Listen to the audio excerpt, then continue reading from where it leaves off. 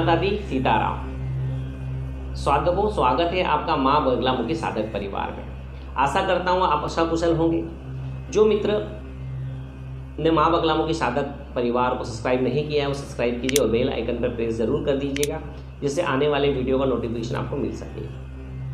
मित्रों, बहुत सारे मेरे दोस्तों मित्रों का कमेंट्स है, दर्शकों का कमेंट्स है कि नवरात्रि में साधना की कुछ विधि बता दीजिए, यहाँ कोई मंत्र हो तो दे दीजिए जिससे हम साधना कर सकें और हम इस मैया के नवरात्रों में उनकी पूजा अर्चना करके उनका आशीर्वाद प्राप्त कर सकें। तो मैं बताना चाहूँगा कि जो भी मेरे मित्र हैं अगर साधना करना चाहते हैं तो नवरात्रों में 10 महाविद्याओं की साधना अवश्य करें। जी हाँ, नवरात्रा जो गुप्त नवरात्रा है वो 10 महाविद्याओं की साधना करने के लिए सर्वश्रेष्ठ होते हैं। आप इसमें माता दुर्गा की साधना भी कर सकते हैं, लक्ष्मी साधना भी कर सकते हैं, है ना। पर आप मैं चाहूँगा 10 महाविद्याओं की साधना अवश्य करें, है ना। फिर आपके ऊपर डिपेंड करता है आप कौन सी साधना करना चाहते हैं। अब मुझे पूछा गया था कि सामग्री किस प्रकार से होगी और करें किस प्रकार से। देखिए, मैं अभी आपको कहना चाहूँगा कि 10 महाविद्याओं में कोई सी भी महाविद्या आप कर सकते हैं, है ना, उसमें कोई दिक्कत नहीं है। लेकिन मैं अभी जो सामग्री पूजा सामग्री से बताऊँगा वो माँ बगलामुखी मैया की साधना की रहेगी, क्योंकि मैं माँ बगलामुखी मैया का साधक हूँ, सभी माताओं का साधक हूँ, लेकिन माँ बगलामुखी मैया मेरी इष्ट माता है। तो मैं माता बगलामुखी की साधना की विधि विधान और किस प्रकार से मैया को प्रसन्न किया जाए वो आपको मैं बताना चाहूँगा। और जो मंत्र मैं दूंगा उस मंत्र से आप अगर साधना करते हैं तो मैया अति प्रसन्न हो जाएगी। ठीक है, तो सर्वप्रथम मैं साधना की सामग्री आपको बताना चाहूँगा। इस सामग्री में थोड़ा हेर फेर रहेगा तो आप अन्य माता की साधना भी इसी के अनुसार कर सकते हैं, है ना। तो सर्वप्रथम मैं आपको बोलूँगा कि माँ बगला की साधना करना चाहते हैं तो आपको सर्वप्रथम अखंड ज्योत की आवश्यकता होगी। अखंड ज्योत घी का, अगर घी आप अफोर्ड नहीं कर सकते हैं, सक्षम नहीं है, तो आप तिल का तेल का इस्तेमाल कीजिए, है ना, शुद्ध रहेगा। तिल का तेल, माता की एक छवि चित्र, उनके लिए पीले वस्त्र मतलब नीचे पीला कपड़ा, पीली 2 चुंदड़ी, है ना, धूप, पीले चावल रहेंगे उनको पीले कर लीजिए, पीले कलर में, हल्दी की गांठ, है ना, नैवेद्य, कलश, एक नारियल और हल्दी की माला, मार्केट में कहीं मिल जाएगी माला, पीला आसन, पीले वस्त्र, इन चीज़ों का वो विशेष ध्यान देना पड़ेगा आपको। ये हो गई साधना सामग्री, बिल्कुल कम से कम खर्चे में आ जाएगी आपकी, है ना। ये मान के चलो आप 1000 रुपये के अंदर अंदर आपकी सारी सामग्री मैया के लिए 9 दिन की मतलब के लिए आपके लिए पर्याप्त रहेगी, है ना। और नैवेद्य आप मैया को पीले में कुछ भी बना सकते हैं, आपको जो अच्छा लगे मैया को पीले में वो आप मैया को भेंट कर सकते हैं। 4 सुपारी, ठीक है। अब साधना किस प्रकार से करनी चाहिए और किस दिन करनी चाहिए। देखिए, अधिकांशतः क्या होता है, नवरात्रों में नवरात्रि से ही लोग साधना प्रारंभ करते हैं, लेकिन मैं विशेषतर अगर कहना चाहूँगा कि आप 14 के दिन से ही साधना कीजिए। 14 के दिन से साधना करेंगे तो नवरात्रि के 9वीं के दिन आपके 11 दिन कंप्लीट हो जाएंगे, ठीक है। तो लंबा समय मिलता है, मंत्र जाप अधिक हो जाते हैं। आप अपने हिसाब से 4 पुष्करण में कितने भी पुष्करण कर सकते हैं। 24,000 मंत्र जाप का एक पुष्करण होता है तो आप 24,000 मंत्र कीजिए, 51,000 कीजिए, 1.25 लाख कीजिए, जितनी आपकी इच्छा है संकल्प अनुसार आप बैठ सकते हैं। अगर पहले से साधक कोई है जो बैठता है वो 1.25 लाख मंत्र जाप का संकल्प लीजिए। अगर नवीन साधक है जो माता की भक्ति पूजा करना चाहता है तो 24,000 मंत्र जाप का संकल्प लीजिए, आसानी से हो जाएगा, है ना। करना किस प्रकार से, अगर 14 से करते हैं तो 11 दिन मिलेंगे, नवरात्रा से प्रारंभ करते हैं तो 9 दिन मिलेंगे। अब आपके ऊपर डिपेंड करता है कि आप मैया की साधना कब से करना प्रारंभ करना चाहते हैं, है ना। तो पूजा विधान में बता दें किस प्रकार करना है। सर्वप्रथम जिस दिन भी आप पूजा प्रारंभ करेंगे उस दिन आपको रात्रि समय में, देखिए समय का विशेष ध्यान दीजिए, समय रहेगा रात्रि 11:30 बजे से, इस चीज़ का विशेष ध्यान दीजिए। नवरात्रों में साधना करनी है और मैया की कृपा प्राप्त करनी है तो 11:30 बजे से उचित समय रहेगा, है ना। अगर पहले करना चाहिए तो 10 बजे से भी कर सकते हैं, 9 बजे से भी कर सकते हैं, लेकिन 11:30 बजे उचित समय रहेगा। अब करना कैसे है, देखिए पहले दिन रहेगा, पहले दिन आपको जल्दी करना पड़ेगा। जल्दी मतलब आपको ये मान के चलो कि 10:30 बजे या 11 बजे बैठना पड़ेगा, क्योंकि आपको सारी सामग्री तब कंप्लीट करनी है ना। उसके बाद मैया की पूजा करनी है, पहले दिन आपको समय लगेगा, बाद में आपको सिर्फ पूजा करनी है। तो पहले दिन से आपको स्टार्ट क्या करना है, मैया की साधना के लिए आपको या तो पूर्व दिशा में कीजिए मैया का मुख, या उत्तर दिशा में कीजिए, है ना। दोनों दिशाओं में मैया का मुख कर सकते हैं। उत्तर दिशा मतलब कि अच्छी रहेगी। उत्तर दिशा की ओर आप अपना मुख कर लीजिए, एक बाजोट बिछाइए, बाजोट पर पीला वस्त्र बिछा दीजिए। पीले वस्त्र बिछाने के बाद में वहाँ पर आप पीली हल्दी डाल के उसमें चावल डाल के फिर मैया के चित्र को बिठा दीजिए, है ना। उसके बाद जो पीली चुनरी है वो मैया के ऊपर उड़ा दीजिए, ठीक है। अब एक नारियल है, नारियल के ऊपर आप दूसरी पीली चुनरी लपेट कर कवेल मतलब कि नाड़े से बांध लीजिए, ठीक है।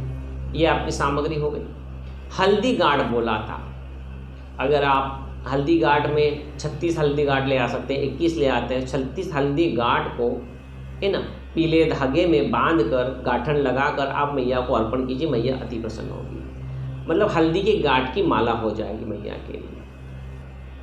ये हो गया। अब इसमें एक विशेष ध्यान देने वाली बात है, मैं सामग्री की बता रहा हूँ ना, कि जिस तरफ आपका सीधा हाथ रहता है उस तरफ आपको अखंड ज्योत जलानी है। जिस तरफ आपका उल्टा हाथ रहता है उस तरफ आपको घट की स्थापना करनी है। इस चीज़ों में विशेष ध्यान देने वाली यही बात होती है कि क्या होता है कि उल्टे सीधे हाथ तरफ ज्योत जला लेते हैं और घट की स्थापना कर लेते हैं। नहीं, सीधे हाथ तरफ जब आप बैठेंगे, सामने सीधा हाथ रहेगा, मैया की फोटो सामने सीधा हाथ रहेगा, तो वहाँ पर आपको करना क्या है कि अखंड ज्योत जलानी है। उल्टे हाथ तरफ आपको मैया के पास में नारियल घट की स्थापना करनी है, ठीक है। ये ध्यान, जब आप स्टार्टिंग करेंगे तो घट रखेंगे, नीचे चावल रख दीजिए, ज्वार के दाने रख दीजिए, उस पर नारियल लगा दीजिए। पूजा आप अलग कीजिएगा, विधि में नहीं बता रहा हूँ मैं आपको, सामग्री किस प्रकार से करना उसकी जानकारी दे रहा हूँ। पूरी मैं विधि नहीं बताऊँ किस प्रकार से करना, उसी वही दी है, लेकिन थोड़ा मैं सटीक बता रहा हूँ आपको, है ना, क्योंकि लंबा करूँगा तो 1-1.5 घंटा लग जाएगा, ठीक है। आप चावल रख, उस पर ऊपर घट की स्थापना कर दीजिए, है ना। उसके ऊपर जो आपका लोटा है उसके ऊपर 9 बिंदियाँ लगाइए, कुमकुम की लगाइए, 5 ऊपर 4 नीचे, उस पर हल्दी की 5 ऊपर 4 नीचे, ऊपर नीचे लगा दीजिए। उसके ऊपर आप घट की स्थापना कर दीजिए।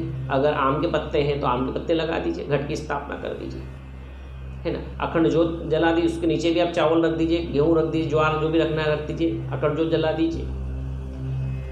अब बात आती है 4 सुपारियों, पूजा सुपारियों की। क्या है कि बहुत सारे व्यक्ति क्या होते हैं कि स्थापना नहीं करते, तो मैया के फोटो के थोड़े आगे 4 चावल की डेरियाँ बना दीजिए या गेहूँ की डेरियाँ बना दीजिए, 1 सुपारी की स्थापना कीजिए, 1 का सिक्का रखिए, सुपारी रखिए, 1 का सिक्का 1 का सुपारी, 4 सुपारियों में 4 स्थापना कीजिए।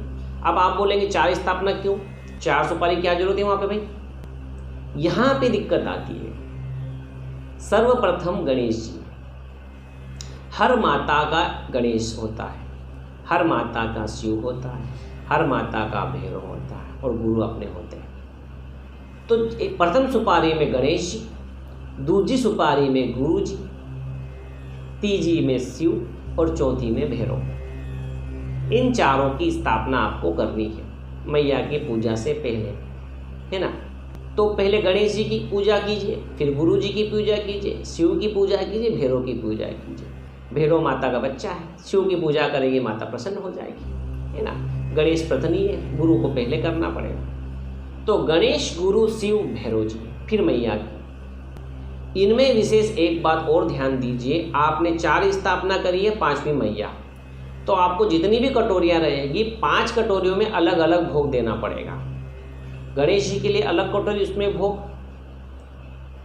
गुरु जी के लिए अलग कटोरी, उसमें भोग, शिव जी के लिए अलग कटोरी, उसमें भोग, भैरव जी के लिए अलग कटोरी, उसमें भोग, और मैया के लिए अलग कटोरी, उसमें भोग। 5 कटोरियों में 5 भोग आपको देना पड़ेगा, है ना। पहले गणेश जी की पूजा कीजिए, धूप दान दीजिए, नैवेद्य अर्पण कीजिए। गुरु जी की पूजा कीजिए, धूप दान नैवेद्य अर्पण कीजिए। शिव जी की पूजा कीजिए, धूप दान नैवेद्य अर्पण कीजिए। भैरव जी की पूजा कीजिए, धूप दान नैवेद्य अर्पण कीजिए और मैया की पूजा प्रारंभ कर दीजिए। अब देखिए, मैं आपको एक विशेष बात बताऊंगा। इसमें आपने पूजा प्रारंभ कर दी, अखंड ज्योत जला दिया, है ना, पूजा प्रारंभ कर दी। अब एक बात का विशेष ध्यान दीजिए कि अलग अलग जो माताएं होती हैं उनके गण अलग अलग आते हैं। सात्विक में सात्विक चलेंगे और अन्य, जैसे मान लो भैरव जी की साधना कर रहे हैं तो भैरव जी की गण आप पूजा करेंगे मैया की, तो गण आएंगे मैया के, अच्छे भी आएंगे बुरे भी आएंगे। इस चीज़ का विशेष ध्यान दीजिएगा। साधना करेंगे तो मैया के से पहले ही गण आना चालू हो जाएंगे। जो परेशान होते हैं, डिस्टर्ब होते हैं, गणों के कारण होते हैं, मैया नहीं करती है ना। मैया जब आती है मैया आ जाती है, लेकिन वो परेशान मैया नहीं करती, पहले गण आपको छेड़ते हैं। मैया का स्वरूप बना लेंगे, है ना, आ जाएंगे, मैया आ गई, योगिनिया मैया आएगी, परेशान करेगी। तो क्या करना है आपको कि जब आप पूजा प्रारंभ करते हैं, जब आप पूजा आपकी हो जाती है ना, साधना हो जाती है, तो मैया से निवेदन करना कि मैया मैं पूजा करने जा रहा हूँ, गणों का भोग मैं बाहर माता दे दूंगा। तो एक लड्डू में जो आपने कटोरी दी, एक कटोरी बाहर रखिए। और अगर आप भैरव जी की साधना करते हैं, महाकाली की साधना करते हैं, अन्य जो माता की साधना करते हैं, उन्हें जिनको शराब का प्याला लगता है, तो शराब आप बाहर थोड़ी सी डालिएगा उनके गणों के लिए, ठीक है। तो ये होती है साधनाओं में थोड़ी सी छूटी होने के कारण। हम माता बगलामुखी कर रहे हैं तो उनके गण भी आते हैं, भैरव जी की गण आते हैं। भैरव की माता की साधना होगी तो गण तो आएंगे, भैरव जी आएंगे, भैरव जी के साथ में गण भी आएंगे। हो सकता है आप बाहर जाके भैरव जी को सिगरेट और दारू दे सकते हैं इस साधना में, माता अति प्रसन्न हो जाएगी। अंदर नहीं देना है, बाहर जाके देना है ना, तो मैया प्रसन्न हो जाएगी। बच्चे खुश है ना, बच्चा खुश है तो मैया खुश है। तो ये मैया की साधना की आपको मैंने थोड़ी सी जानकारी दे दी, जिसमें आप बहुत कुछ समझ गए होंगे कि मैं क्या कहना चाहता हूँ, है ना। अब विस्तृत और भी जानकारी चाहिए तो आप मुझे व्हाट्सएप पे कमेंट्स कर सकते हैं, मैं पूरे विधान आपको दे दूंगा, ठीक है। मंत्र देखिए, माता बगलामुखी की साधना करने चाहिए, बस इसी प्रकार से साधना करना है, सिंपल साधना है ना, यही साधना है, विशेष है। अब माता का मंत्र ले लीजिए, मंत्र कौन सा करना है, मंत्र अगर करना चाहें तो मंत्र सुन लीजिए। इस मंत्र से मैया की साधना करेंगे तो मैया अति प्रसन्न होगी। माता बगलामुखी मैया का मंत्र है ओ हलीम बगलामुखी हलीम फट। ओ हलीम बगलामुखी हलीम फट। ओ हलीम बगलामुखी हलीम फट। ये मंत्र मैया का। इस मंत्र से आप मैया की साधना कर सकते हैं। इसमें एक चीज़ विशेष है, मैया की साधना करने से पहले, मंत्र जाप करने से पहले एक माला गणेश मंत्र की, दूसरी माला गुरु मंत्र की, तीसरी माला शिव मंत्र की, चौथी माला भैरव जी के मंत्र की, और फिर उसके बाद में माता की साधना करना, मंत्र माला करना आवश्यक है ना। तो आपकी साधना में सफलता होगी। जितनी माला करना चाहे वो आप संकल्प लीजिएगा मैया में ये साधना। और एक बात विशेष ध्यान दीजिएगा, जब संकल्प लेंगे तो संकल्प में आप अपने हिसाब से बोलना है कि जो विशेष कार्य, माता के विशेष कार्य की ही बार बार सभी कार्य नहीं बताने हैं, जो मेन मुद्दा है उसी मुद्दे को लेकर मैया संकल्प लेना है ना। ऐसे सटीक पॉइंट जिससे मैया प्रसन्न हो जाए, माता सुख शांति आए, दारिद्रता दूर हो, शत्रुओं का नाश हो और आपकी असीम कृपा हो। इसमें सब कुछ आ गया, ठीक है। और भी अगर कोई जानकारी चाहिए तो व्हाट्सएप पे आप मुझे संपर्क कर सकते हैं, है ना। चलिए अब मैं आपसे विदा लेता हूँ। जय गुरुदेव, जय माँ बगलामुखी, सीताराम।